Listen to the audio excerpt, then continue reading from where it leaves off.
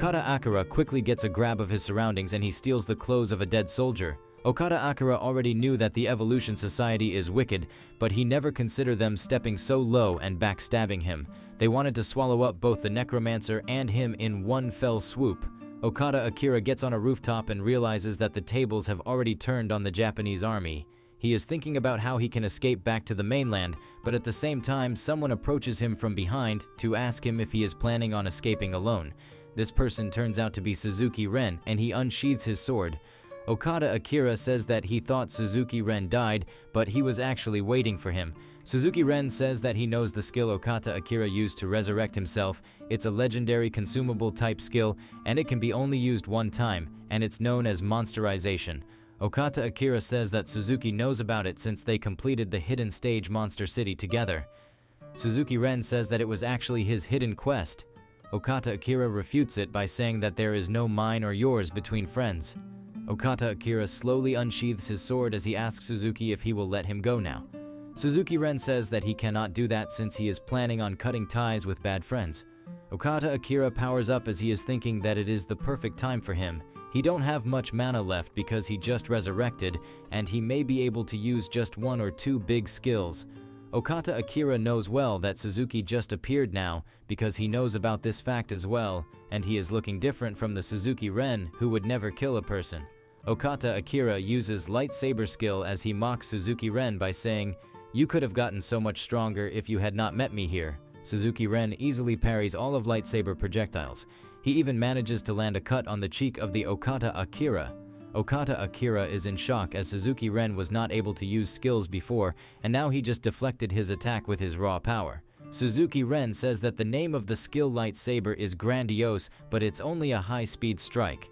Okada Akira keeps on striking Suzuki Ren with lightsaber, but Suzuki Ren easily nullifies all of his attacks. Suzuki Ren first thought that his class Sword Saint was garbage because it provides higher stats increase than others in exchange for not being able to learn any skills, but in the end this class turned out to be best suited for him. As Okada Akira is getting pushed back, he is thinking that the 5-star Sword Saint class is good, but Suzuki should not be this much powerful right now because he had been stealing all rewards from his class up until now. Okada Akira uses fixed sword path, but Suzuki Ren easily dodges it as he knows everything about this skill.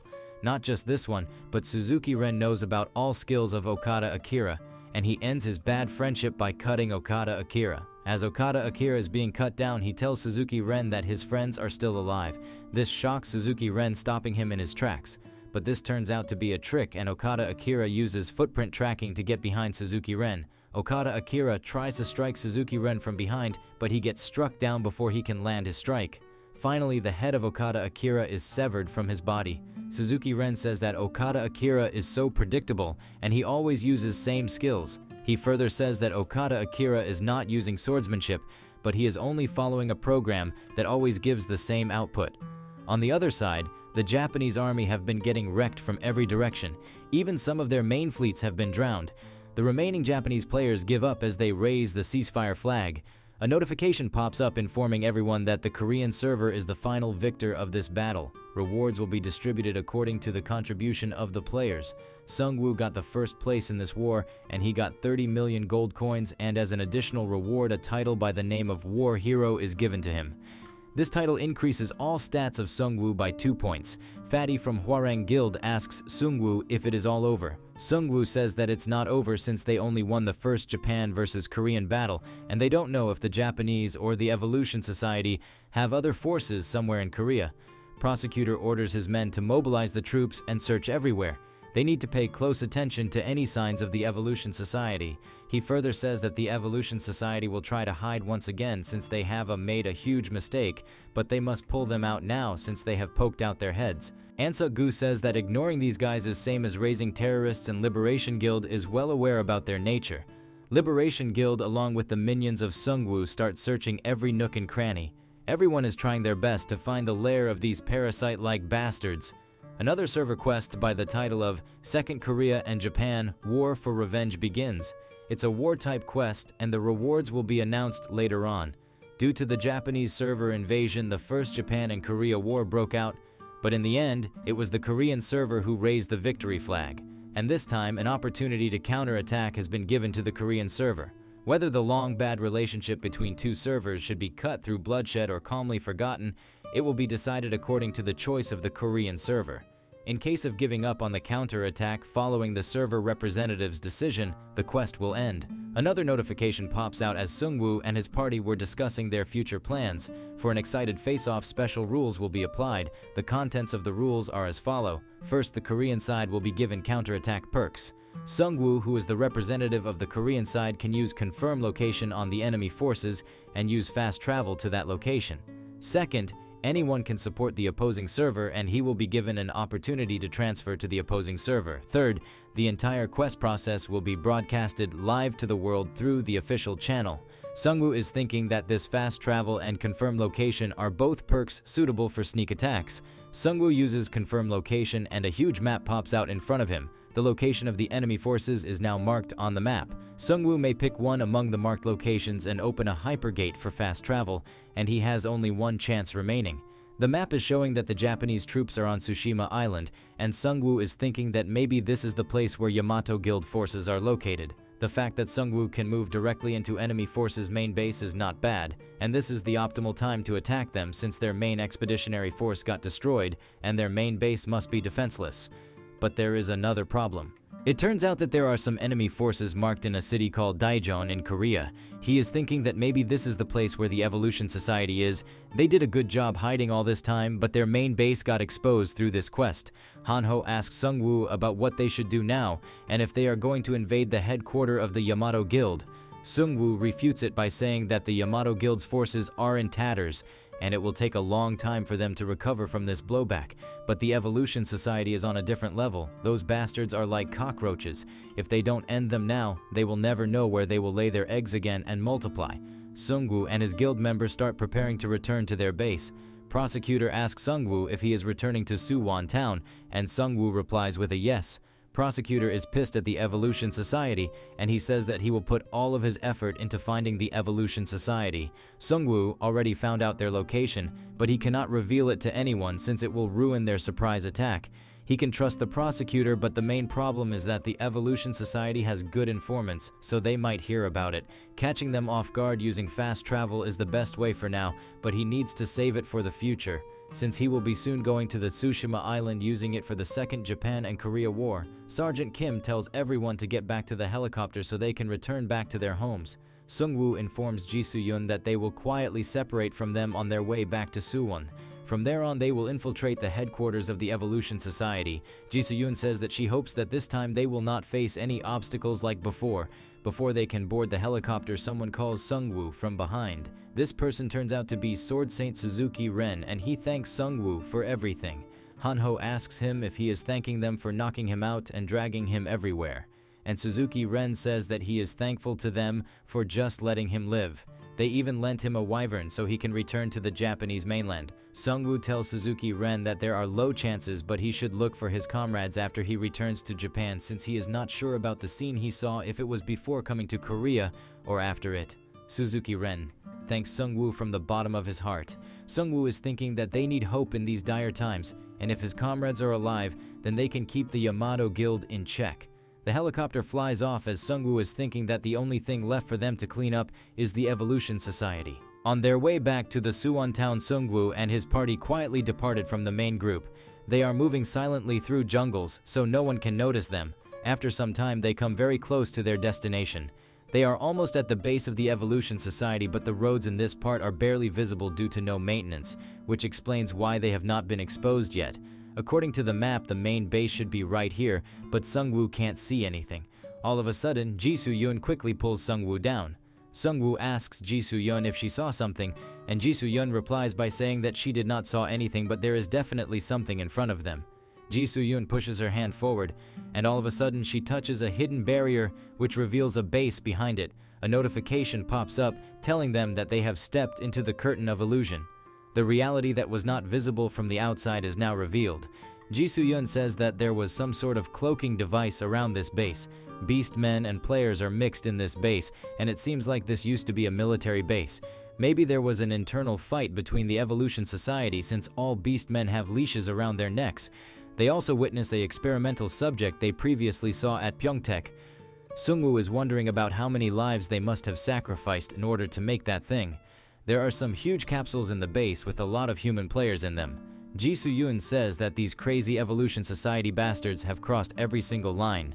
Sungwoo starts moving toward the deepest spot of the base as he intends to end it on one blow, and he is thinking that he must cause irreparable damage within the 1 hour in which he can hold the most amount of power. Ji Soo-yoon looks around to find their main facility. In a few seconds, she notices a building with a lot of snipers, and she thinks that it must be the main building. Plus, it's the area with the most number of guards. There is only one door in the front, and except for the vents, there are no viable holes to go through. Sungwoo summons the Spectre as he tells her that there is another way. As Spectre passes through, the guards start shivering with fear. Inside the building, there are a lot of scientists present. One of the scientists informs his colleague that even the number 1 failed this time. That's why they activated the highest alert. The female says that the number 1 was the one who took away the Chimera, and that monster must be dead as well. The male scientist says that all Special Forces members that they deployed on this mission went missing as well. The female player becomes agitated while thinking about it, since so many were killed and used to make that Chimera, and now that it's dead, they are now on bad terms with the Beastmen leader. The male scientist says that Beastman went against Dr. Yu orders, and he was thrown in a prison cell. They think that maybe Dr. Yu is about to get rid of those smelly Beastmen. Spectre goes inside the mortuary to find it filled to the brim with corpses. Sungwoo tells Ji Soo-yoon that he will be going inside the building for a bit, and Ji Soo-yoon tells him to be careful. Sungwoo starts exchanging position with his Spectre. He uses Shadow King's bracelet, which can teleport him to a shadow within 100-meter radius. In a few seconds, his whole body is teleported inside the mortuary, and he starts planning his next move. After a few minutes, the door of the mortuary opens up. A scientist moves inside with a whole trolley filled with corpses, and there is someone watching him from the shadows. Sungwoo quickly gets a hold of the scientist. He tells him to stay quiet and just nod in order to answer his questions. Sungwoo asks him if this is the Evolution Society's core research facility, and the scientist nods. He then asks if Dr. Yu and the chief of the Evolution Society stay in this facility, and the scientist nods once again. Sungwoo is thinking that he came to the right place. Sungwoo asks him if Dr. Yu lives on the upper floor or the underground, and the scientist nods once again to the underground part. With that being said, Sungwoo cracks the neck of the scientist and he drops to the ground. Sungwoo orders his minions to pile the dead bodies near the wall. In order to let these bastards know that he is here, Sungwoo blows up the corpses using the corpse explosion. The explosion was quite huge as it blasted off a whole section of the building. The guards became quickly aware of this, and they got a message from Tower A requesting reinforcements. But before the guards can respond, they were sliced by Ji Soo-yoon and Righty. With that being said, Ji Soo-yoon quickly slices through a whole battalion of guards. In a few minutes, Ji Soo-yoon reaches the place where the explosion occurred, and Sungwoo was waiting for her in there. One of Sungwoo's minion is present on the ceiling, and he has a lot of dead bodies with him. Sungwoo blasts off some of the dead bodies to make a hole on the ceiling. The scientists spot the minion standing near the newly made hole. The minion starts throwing the dead bodies outside of the building, and Sungwoo uses corpse explosion on these dead bodies to explode them near enemies. Sungwoo has more minions present throughout the building with a lot of dead bodies, and he will keep exploding them until he finds the leaders of the Evolution Society. After some time, Sungwoo, along with Righty and Ji Soo-yoon, jump into an underground hidden floor they just discovered. Upon reaching the bottom of that floor, they get a system message informing them that the field boss monster Durahan has appeared. Ji Soo-yoon tells Sungwoo to look somewhere.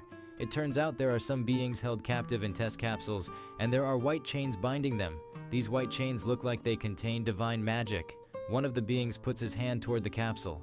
All of a sudden, Sungwoo feels like that these beings were just asking him for something. Sungwoo gets an exclusive quest. It's a rescue-type quest, and its title says Cavalry of the Dead. His goal is to undo the seal on Durahan, and Durahan's loyalty will be given as a reward for this quest.